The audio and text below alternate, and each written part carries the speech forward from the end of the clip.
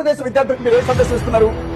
మీరు ఏ సందేశం ఇస్తున్నారు అంటే ప్రిన్సిపాల్ తో కాళ్ళు పట్టించుకోండి, హెడ్ మాస్టర్స్ తో కాళ్ళు పట్టించుకోండి, మళ్ళీ కొత్త సందేశాలు మళ్ళీ గురు బ్రహ్మ గురు విష్ణు ఇవన్నీ ఎందుకు? మతం బ్రహ్మ, మతం విష్ణు, మతం దేవో మహేశ్వర, మతం సాక్షాత్ పరబ్రహ్మ, తస్మై శ్రీ మతమైన అని చెప్పండి.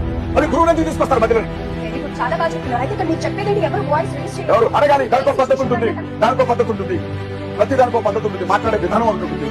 ఆ పద్ధతి ప్రకారంగా వెళ్ళాలంటున్నాను. అంతవరకు కాదు మేడం. నా బిడ్డ 4 సంవత్సరాలు, నా బిడ్డని ఒక స్కూల్కి పంపిస్తున్నాను. ఉదయాన్నే వెళ్ళగానే నా బిడ్డ ఇలా కూర్చుంటుంది స్కూల్లో. నేను చర్చ్ పాస్టర్, మేము కన్వర్టెడ్ హిందూస్. ఇలా కూర్చొని ఓ అని టీచర్ చెప్తా ఉంటే నా బిడ్డ ఓ అని నా కాలం ఉంది. కానీ నేను ఎప్పుడు టీచర్ పట్టుకొని బయటకి చూసుకోవట్లేదే. నా బిడ్డ ఒక క్రైస్తవురాలు, నువ్వు ఎక్కడ ఓన్ చెప్పావు, అందుకోసం పంపించాను. ఎవరు చెప్పారు మెడిటేషన్ అని? మీ మెడిటేషన్ అయితే మీ హిందువులు చెప్పుకోండి, మా క్రైస్తవులకు ఎందుకు చెప్తున్నారు? మేము అడిగామా? చేయాల్సింది కదా. మాకు ఆ శారీస్ ఉంటుంది మేడం, అదే కదా సమస్య. హిందూస్ కాదు, హిందుత్వం వాదురుకుందా శారీస్? ఎవరు ఎవరు మేడం సిగ్గుపడుతున్నా? మనిషిని మనిషిగా చూడలేని మతంలో ఉన్నందుకు సిగ్గుపడుతున్నా నేను.